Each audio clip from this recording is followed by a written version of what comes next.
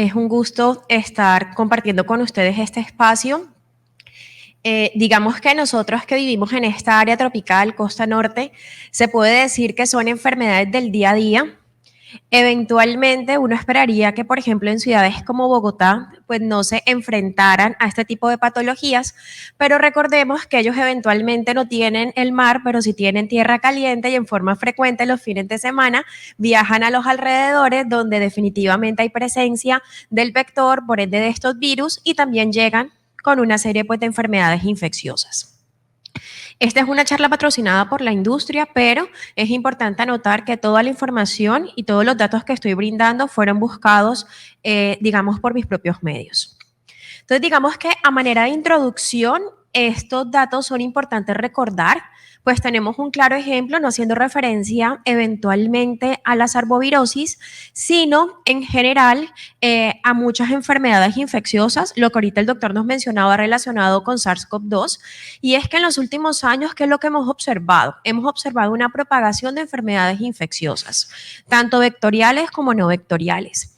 Y uno de los principales motivos por los cuales se están dando son los que se encuentran allí expuestos en la diapositiva, haciendo referencia a que estamos destruyendo realmente los diferentes hábitats, están habiendo un crecimiento demográfico, cada vez estamos tendiendo más hacia la urbanización, el calentamiento global y sin duda cada día estamos mucho más conectados. Y eso finalmente ha favorecido la diseminación de un gran número de enfermedades infecciosas, dentro de ellas las arbovirosis.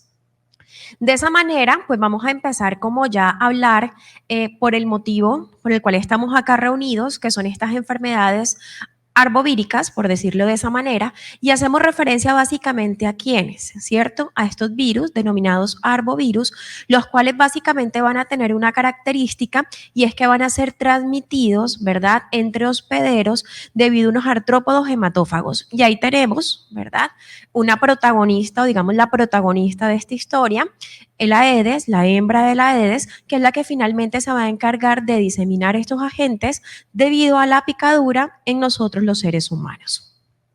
De esa manera, cuando nosotros empezamos a revisar poco a poco qué datos o qué alarmas se han dado a nivel nacional, a nivel internacional, nos encontramos como desde la Organización Panamericana de la Salud, esto fue en marzo del 2023, nos daban esta alerta y es que hay una expansión geográfica de los casos de dengue y chikungunya más allá de las áreas históricas de transmisión en la región de las Américas. Principio de año ya nos estaban como alertando sobre lo que eventualmente podíamos encontrar en toda Latinoamérica relacionada con estas enfermedades infecciosas. Y miren que básicamente lo que nos mencionan es que sí, han notado un mayor número de casos de dengue y adicionalmente a eso, la presencia, ¿verdad?, de otros agentes como es chikungunya en áreas donde a la fecha pues no se habían documentado transmisión. De esa forma, si seguimos eventualmente revisando las alertas que se han dado a nivel local, o sea, los datos que estamos dando son datos aquí a nivel de Latinoamérica, una vez más nos lanzan en esta actualización epidemiológica alertas relacionadas con la enfermedad. Y básicamente, ¿qué nos dicen? Que en los primeros meses del 2023 hay brotes de dengue importante aquí a nivel de América del Sur. Y realmente no nos tenemos que ir a ver qué está pasando en Brasil, qué está pasando eventualmente en Ecuador, sino que recordar lo que estamos viviendo en el día a día. Y es que el mayor número de entidades territoriales que tenemos a nivel de Colombia están en rojo, están en brote. De esa manera, cuando seguimos de pronto revisando esos documentos, miren la información que nos brindan. Entonces, acá básicamente lo que hacen es comparar los diferentes años. El azul es el año anterior, 2022, y en rojo lo que va del año. Y miren cómo está por encima. El número de casos que en la actualidad se está presentando está superando los límites a las determinadas semanas epidemiológicas que se estaban observando el año y los años previamente anteriores. Adicionalmente a eso, les quise traer el informe de evento que va del primer semestre del 2023 de acá del Instituto Nacional de Salud, en el que nos seguimos aterrizando en nuestra realidad nacional y vemos cómo ese límite rojo hacía referencia a lo esperado. Y una vez más, desde principio de año prácticamente o dentro de las primeras semanas epidemiológicas, estamos observando cómo una vez más ese número de casos está superando lo que se esperaba. Entonces, sin duda alguna, desde finales del año 2022 y todo lo que va corrido del 2023, el dengue ha sido una realidad para muchos de nosotros en los diferentes sitios donde laboramos. De igual manera, es importante recordar que no solamente es dengue, o sea, estamos realmente acostumbrados en estas áreas tropicales a que desde chiquitos, desde que empezamos nuestras formaciones en las diferentes áreas de medicina, en las diferentes áreas de enfermería y áreas afines, hemos crecido aparentemente con el dengue y se nos olvida que existen otras enfermedades.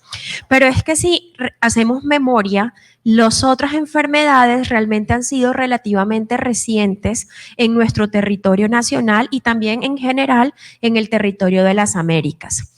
De esa manera, la primera enfermedad que les quería traer diferente al dengue hacía referencia al virus del chikungunya, en el cual miren cómo antes del 2013, que era lo que nos decían, solamente se encontraba en África, Asia, Europa, Océano Índico y el Pacífico.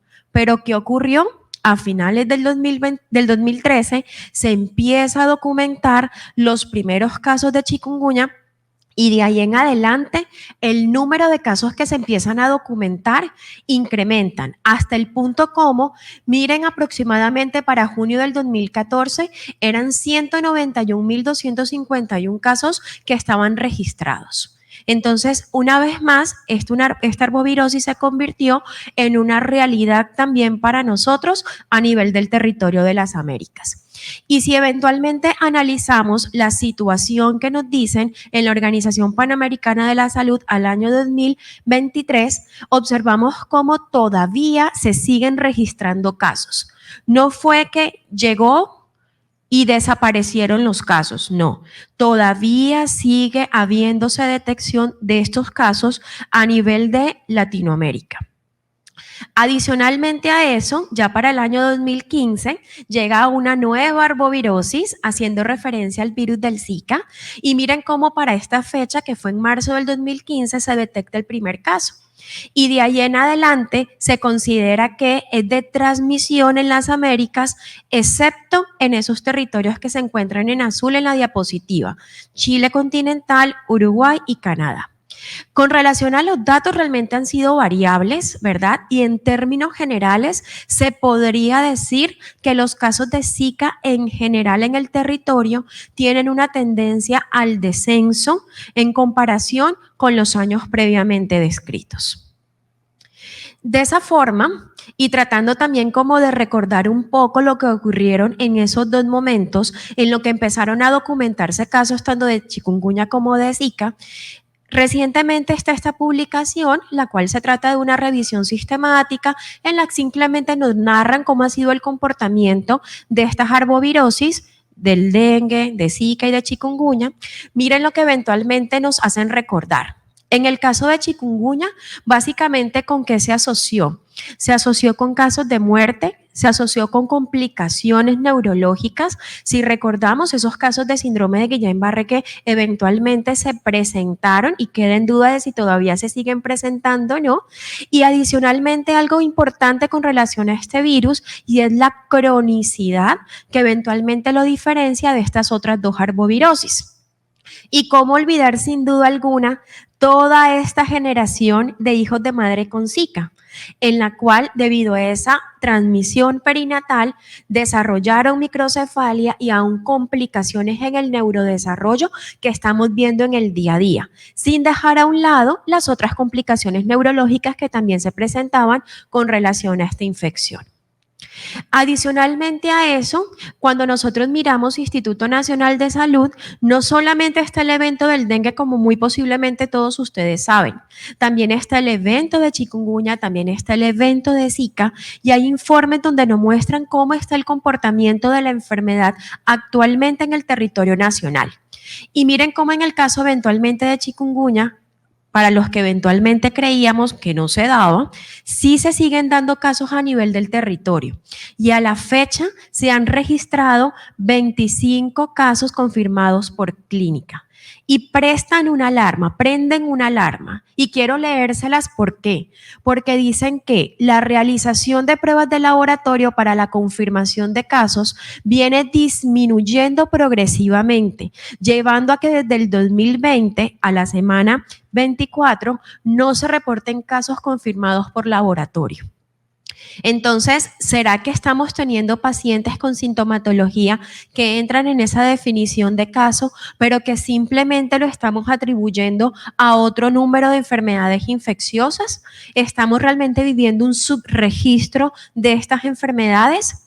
Y con relación al Zika, miren cómo eventualmente me mencionan que 64 casos fueron sospechosos y 13 casos fueron confirmados por clínica. Y revisándolo, hay casos aquí, por ejemplo, de Bolívar. Entonces, con esta diapositiva quiero básicamente prender es la alerta y empezar a pensar más allá de lo que habitualmente estamos acostumbrados a diagnosticar, eventualmente estamos acostumbrados a tratar, y recordarles de que existen otras arbovirosis diferentes al dengue. Entonces, ese era el primer mensaje que les quería traer a manera de introducción. El segundo mensaje que les quiero traer, relacionado eventualmente con el diagnóstico, y es que hace muchísimo tiempo organizaciones como la Organización Panamericana de la Salud ha creado una serie de herramientas. ¿Con qué objetivo? Nosotros como clínicos tratar de llegar a estos diagnósticos. E incluso si nosotros revisamos la guía de la Organización Panamericana de la Salud, cuando uno mira la estructura de la misma, es al final donde aparece el capítulo de diagnóstico por laboratorio, porque finalmente nos dicen que el diagnóstico de estas arbovirosis debería ser basado en ¿qué? En la clínica. Y pues sería muy fácil, ¿cierto? El hecho de que eventualmente si yo tengo un paciente con fiebre y mialgia, yo digo sí, tiene una infección por virus del dengue. Si yo tengo un paciente que presenta fiebre eventualmente con dolor articular, presenta una infección por chikungunya, o en su defecto si presenta fiebre y presenta un exantema, estaríamos hablando del virus del Zika. Pero no siempre estas presentaciones me cumplen estrictamente con estas definiciones de caso, ¿cierto? E incluso en las primeras fases, en esa llamada fase indiferenciada, muchas de estas enfermedades infecciosas pueden comportarse como otro número de enfermedades. Entonces, es muy difícil que nosotros realicemos un diagnóstico de precisión solamente basado en la clínica. Y existe otro inconveniente, y particularmente les quise traer o recordar este término acuñado por la Organización Mundial de la Salud, y es ese síndrome de dengue expandido, haciendo referencia a esas manifestaciones clínicas que se están saliendo de lo reportado en esa definición de caso. Y créanme que lo que va del 2022 y lo transcurrido del 2023, en las instituciones donde laboro, el espectro de manifestaciones, al menos del dengue, ha sido tan amplio que nos ha obligado realmente a incluirlo dentro de los diagnósticos diferenciales de muchas otras, digamos, complejos sindromáticos. Por ejemplo, los pacientes que presentan manifestaciones del sistema nervioso central, que cursan con fiebre y convulsión, meningitis, meningoencefalitis, entre otras entidades. Y no solamente están localizadas a nivel del sistema nervioso central, como ven en la diapositiva, sino que incluso se extienden a otros órganos, manifestaciones pulmonares, cardíacas, renales, gastrointestinales, afectaciones del sistema retículo endotelial, hematológico, etcétera. De esa manera, en la actualidad, definitivamente necesitamos el uso de estas pruebas diagnósticas con el objetivo de orientar eventualmente, ¿verdad? Para muchos de nosotros es claro. No existe un tratamiento específico. El manejo tanto del dengue como del Zika como del chikungunya va a ser un manejo de soporte. Pero yo les pongo, por ejemplo, un ejemplo. Resulta que me llega un paciente que consulta por fiebre y convulsión. Lo encasillo como si fuese una encefalitis. Dentro de la etiología de las encefalitis son múltiples virus. Dentro de ellos está el herpes, una serie de laboratorios que me permitirían diagnosticar desde el punto de vista etiológico, ¿verdad? Esa convulsión, si realmente fue por un herpes o fue por otro patógeno. De esa manera, si yo a ese paciente le corro estudios, no es un espectro de manifestaciones, apoyo el uso de herramientas diagnósticas. Y una vez más, les traigo Organización Panamericana de la Salud. Nosotros no tenemos por qué estar eventualmente leyendo otro journal diferente, siendo que sobre todo en este tipo de enfermedades, este tipo pues, de directrices los dan desde OMS y desde Organización Panamericana de la Salud, nos muestran cuáles son esos pasos que yo debo realizar para el diagnóstico de estas enfermedades por arbovirus. Entonces, el primer punto ya sería el tercer motivo por el cual estoy aquí. El tercer, digamos, mensaje que les quiero traer es con relación a las pruebas. Entonces, pruebas hay muchas, como más adelante les voy a mencionar, pero hay un dato que nos dicen y es, ¿de dónde voy a hacer dichas pruebas? Y miren una vez más los que nos mencionan. Nos dicen que esos tipos de pruebas van a depender, de muestras, perdón, van a depender básicamente de tres cosas. De qué tipo de infección estoy yo estoy pensando y que quiero diagnosticar, cuánto tiempo ha pasado desde el inicio de los síntomas y sin duda alguna, ¿se encuentran o no se encuentran disponibles las diferentes muestras? Y de aquí, una vez más, resalto una y es la que está en la mitad. Tiempo transcurrido desde el inicio de síntomas. Porque muchas veces también nos hemos grabado ciertas pruebas en la cabeza y no nos damos cuenta en qué momento de la enfermedad está el paciente. Y si nos salen negativas, ¿verdad? Diagnosticamos en forma inapropiada a los pacientes y descartamos ciertas patologías que eventualmente el paciente sí pudiera tener. Entonces, nos muestran, miren cómo realmente el tipo de muestras que yo puedo utilizar es súper amplio, ¿verdad? Yo puedo realizarlas en sangre completo, en suero, en plasma, orina, saliva, líquido cefalorraquídeo, amniótico, tejido fresco, ¿sí? Entre otros. No estoy diciendo todas las pruebas. Siempre es importante tener el apoyo del laboratorio para ver si se pueden o no procesar en los diferentes especímenes. Ahora, una vez yo sé cuáles son los diferentes tipos de muestras que yo puedo tomar, es importante recordar que existen también diferentes métodos de laboratorio. Tenemos un método virológico y tenemos unos métodos serológicos. En el caso de los virológicos son los que se conocen como métodos directos y en el caso de los serológicos son los que se conocen como métodos indirectos. Miren cómo ese diagnóstico virológico básicamente qué es lo que me va a permitir identificar en forma directa ese virus o alguno de sus componentes. Y existen tres formas por medio de las cuales yo puedo realizarlo. Por medio de la detección como tal de las secuencias del genoma, por medio de la detección antigénica o en su defecto por medio del aislamiento viral. De esa manera, una vez más, nos muestran datos que son muy interesantes y es que el tiempo marca la parada con relación al tipo de prueba que yo estoy utilizando. Y miren cómo para ver estas pruebas de detección, básicamente del genoma, por decirlo de esa manera, en el caso, por ejemplo, del dengue, yo las voy a realizar en el suero y tengo un límite de 1 a 7 días desde el inicio de los síntomas. En el caso eventualmente de chikungunya, lo puedo realizar tanto en suero como en orina, como en sangre completa y el tiempo una vez más de detección va a depender de qué, del tipo de muestra donde yo lo voy a detectar. En el caso del Zika, lo podemos realizar eventualmente también en sangre, en líquido cefalorraquídeo, en saliva y el tiempo también varía. Y finalmente, algo que es importante es que en caso de que el paciente fallezca, yo también puedo realizarlas en esas muestras obtenidas a partir pues, de la autopsia. Con relación a las pruebas antigénicas, se considera que el mejor antígeno arboviral para detección del suero es la proteína NS1 del virus del dengue.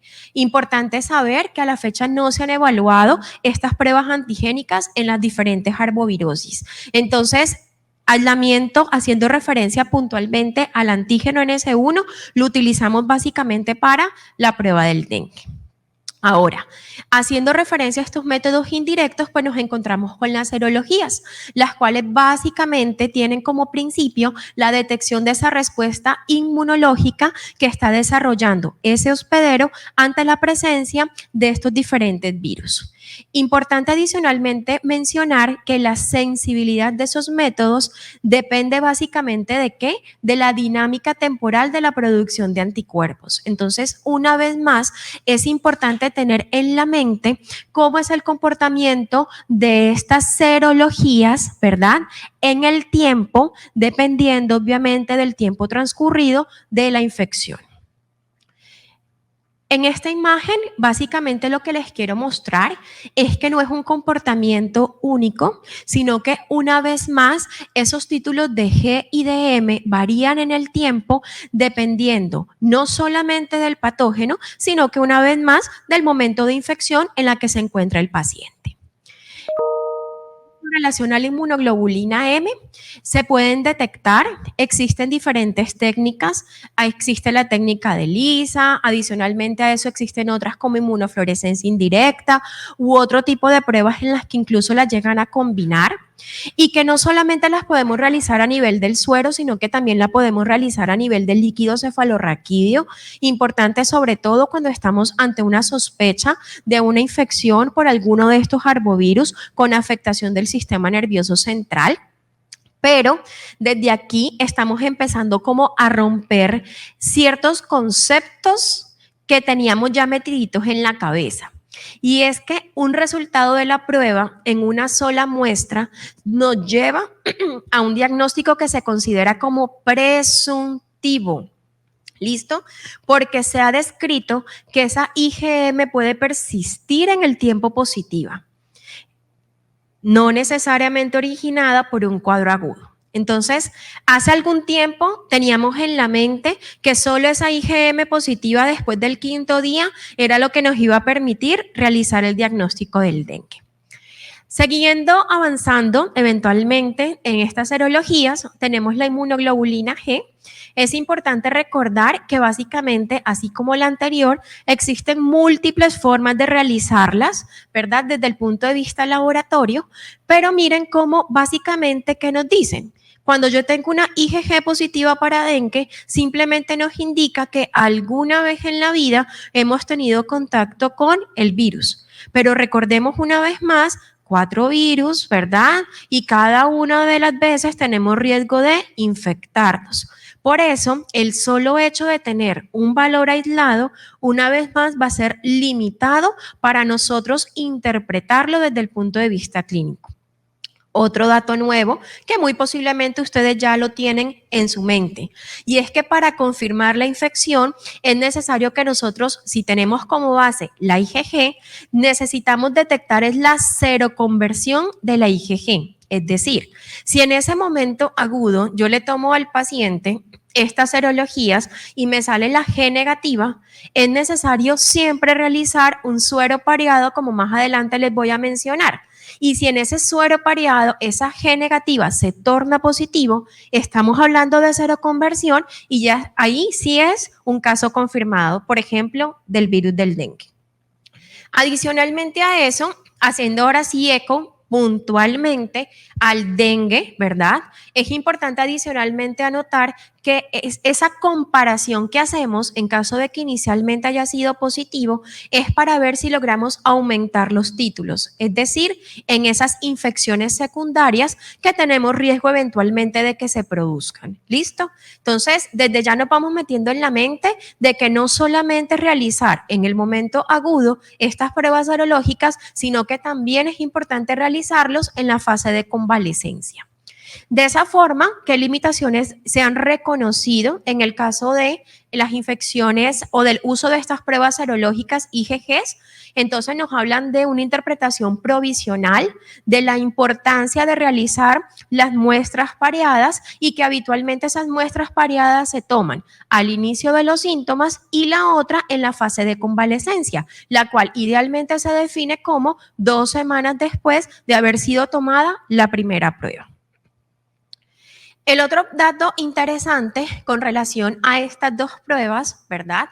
Es que ¿cómo hago yo ese diagnóstico eventual de infección? Número 1, el hecho de que yo inicialmente tengo una M negativa y luego se torne positiva, o en su defecto esa G negativa se torne positiva o haya un incremento de 4 veces en los títulos de IgG. Listo, tomadas una vez más en esas muestras pareadas.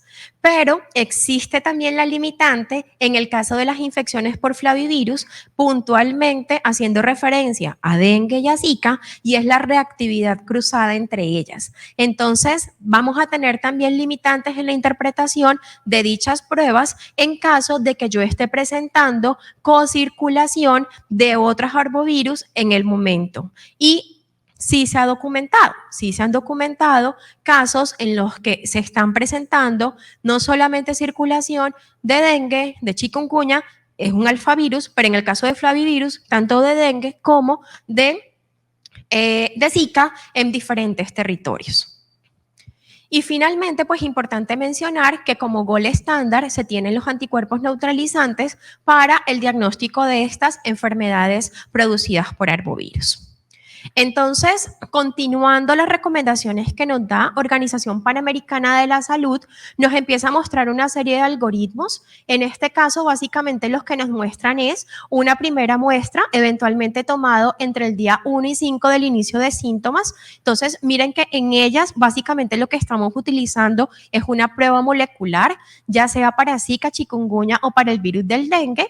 Y después del sexto día, lo que nos recomiendan es la realización de la IgM, en este caso, por ELISA o alguna otra técnica con una sensibilidad y especificidad similar, básicamente haciendo referencia a dengue y a Zika. Y con esta, lo que le quería mencionar era esa posibilidad de transmisión cruzada, de reacción cruzada en la interpretación pues, de los resultados. Entonces, miren cómo nos mencionan que si yo realizo esa IgM de ELISA, realizada por ELISA, me sale el dengue positivo con un Zika negativo, pues es claro, es un dengue.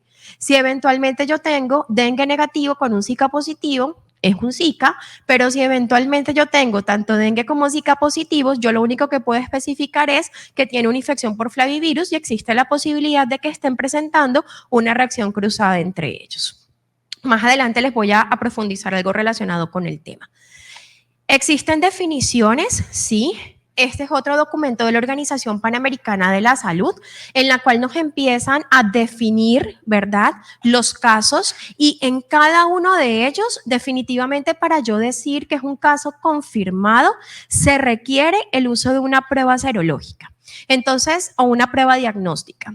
Miren cómo en el caso del diagnóstico de enfermedad probable, lo que ahorita les mencionaba, la detección de una IgM en una sola muestra de suero, pero yo ya voy a decir que es un caso confirmado de dengue en caso de que eventualmente yo tenga un ARN, ¿verdad?, detectado por una reacción en cadena de la polimerasa o en su defecto un antígeno NS1 positivo. Entonces, primer mensaje a recordar, una NS1 positiva ya me hace diagnóstico confirmado de dengue. Y esto lo conocemos ya tiempo atrás desde la guía de la Organización Panamericana de la Salud y que fue adoptado en los protocolos del Instituto Nacional de Salud. Punto número 2, lo que les he venido también mencionando, la necesidad de realizar esas muestras pareadas. ¿Listo? Y es que la única forma de yo confirmar la infección del virus del dengue utilizando la IgG y la IgM es documentando que el aumento de 4 veces en el valor de los títulos de anticuerpos específicos en muestras recogidas con al menos 14 días de diferencia. Teníamos limitantes, ¿sí? No habían códigos CUPS, eventualmente no teníamos de pronto como disponibilidad de muchas pruebas, pero afortunadamente en muchas áreas, en muchos laboratorios ya tenemos estas pruebas. Y ya estamos de pronto eliminando ese concepto de que solo la IgM positiva por encima del 5º día nos iba a orientar hacia el diagnóstico del dengue, sino que ya desde etapas tempranas podemos realizar diagnósticos confirmados de la infección utilizando una NS1. ¿Por qué? No tenemos disponibilidad, por ejemplo, de una molecular, pero eventualmente NS1 sí tenemos forma de realizarlo en muchos sitios. Y les quería mostrar esta imagen, y este es otro paradigma, el que realmente ahorita que estamos utilizando las tres pruebas, estamos utilizando el antígeno NS1, estamos utilizando la IgG para dengue, estamos utilizando la IgM para dengue, se están presentando también errores con relación a la interpretación. Vamos a partir del hecho que cuando nosotros hablamos de las infecciones del dengue, existe una infección primaria y existe una infección secundaria. La infección primaria, básicamente, ¿qué es lo que nosotros observamos? Los primeros días, ¿verdad? Aproximadamente esos primeros 5 días de infección, nosotros logramos detectar el virus, ya sea en forma molecular o en su defecto con el antígeno NS1. Ya a partir de ese día quinto, a partir de ese día sexto, desde el inicio de la fiebre, podemos observar adicionalmente a eso como en una forma de pronto un poquito más variable, ¿verdad? Se empiezan a presentar otros cambios en el comportamiento serológicos. Desde el principio, si bien tenemos la producción de una IgM, es en ese día 5 o 6 cuando ocurre el pico, que es el que nosotros esperamos captar en esa prueba que antes realizábamos, y luego esa IgG empieza también a aumentar en una forma progresiva hasta que ya se crea como esa meseta. Pero cuando nosotros empezamos a compararlo con lo que ocurre en esas infecciones secundarias, miren que existen cambios en el comportamiento de esas serologías. El primer cambio, haciendo referencia a ese antígeno NS1, es que si bien se positiviza, se ha descrito incluso que esa positividad o esa posibilidad de positivizarse, ¿verdad? De yo lograr captarlo, disminuye hasta en un 30% cuando yo lo comparo con esa infección primaria. De esa manera, podemos tener una infección secundaria con un NS1 negativo, y son esos pacientes que tenemos una clínica típica de dengue y que en nuestros sitios de trabajo lo que mencionamos es: no tiene dengue porque la NS1 salió negativa, infección descartada. Y no estamos de pronto teniendo en la mente la posibilidad de que se trate de una infección secundaria. Y resulta que ese antígeno NS1 no es el único que se va a alterar también en esas infecciones secundarias. En el caso de las IgMs también, en las cuales se considera que si bien se pueden positivizar, que es la que está en rojito, ¿verdad? De pronto el grado de positividad va a ser muchísimo menor en comparación con la infección primaria. Y finalmente, ¿qué nos queda? El comportamiento de la G. ¿Y qué es lo que nosotros esperamos observar en esa G? Que en esa fase inicial tenga X valor y cuando yo realice 2 semanas después la muestra pareada, logre documentar ese ascenso en 4 veces los títulos. Entonces, ¿qué hacemos en el día a día? NS1 negativo, descartamos dengue. IgM para dengue negativo, lo descartamos. G positivo, sí, alguna vez en la vida tuvo la infección. ¿Y qué tiene ahora? Fiebre indiferenciada, perfectamente puede ser una infección por virus del dengue. Solo que necesito la toma de esa muestra pareada para yo realmente documentar el ascenso en los títulos y poder finalmente confirmar el caso. Ya con relación a chikungunya, para ir finalizando, miren cómo también en el caso de infección probable y confirmado nos muestra un diagnóstico por laboratorio. En el caso del probable hace referencia a la detección de una IgM en una sola muestra de suero, y en el caso del confirmado, en esta ocasión hacemos básicamente referencia al aislamiento viral, a la detección molecular o en su defecto a la seroconversión en los títulos o al incremento de 4 veces los títulos de IgG específicos para chikungunya. Y en este caso, miren cómo eventualmente la detección de la IgM se va a correr un poquito cuando la comparamos, por ejemplo, con la del virus del dengue. Y en términos generales, decimos que a partir de ese 4.º día de enfermedad, yo ya puedo realizar a mi paciente una IgM para chikungunya con el objetivo de realizar el diagnóstico por laboratorio de dicha entidad. Y finalmente tenemos el virus del Zika. También tenemos serologías, al menos descritos dentro de las definiciones de caso dadas por la Organización Panamericana de la Salud, en la cual me definen como probable el hecho de que en una sola muestra yo detecte una IgM específica para Zika positivo y como confirmado el hecho de que yo tenga una prueba molecular positiva o en su defecto, ¿verdad? Si tenemos ya algún otro tipo de prueba a la mano, la realización de ese aislamiento, la detección del ARN, muestras de suero, oriva, saliva, tejido, sangre, líquido cefalorraquídeo, entre otros. Entonces, una vez más, básicamente con esta presentación lo que quería mencionarles es, uno, pensemos ya en otras arbovirosis diferentes del dengue. Miren que ahorita solamente estoy hablando de Zika, solamente estoy hablando de chikungunya, pero se vienen otros más. Número dos, por la clínica típica es muy diferente realmente. Si es típica, yo logro eventualmente encasillar en alguno de estas arbovirosis, pero cada vez más el espectro de manifestaciones es amplio y ya con relación al laboratorio, puntualmente lo que tenemos hoy en el día a día, haciendo referencia a las pruebas del dengue, la importancia de realizar los tres, tanto el antígeno NS1, la IgM como la IgG para el diagnóstico apropiado de infecciones primarias y sobre todo de infecciones secundarias. Y esperemos que otras noticias se nos vienen con relación a los otros agentes que me ocasionan arbovirosis. Muchísimas gracias.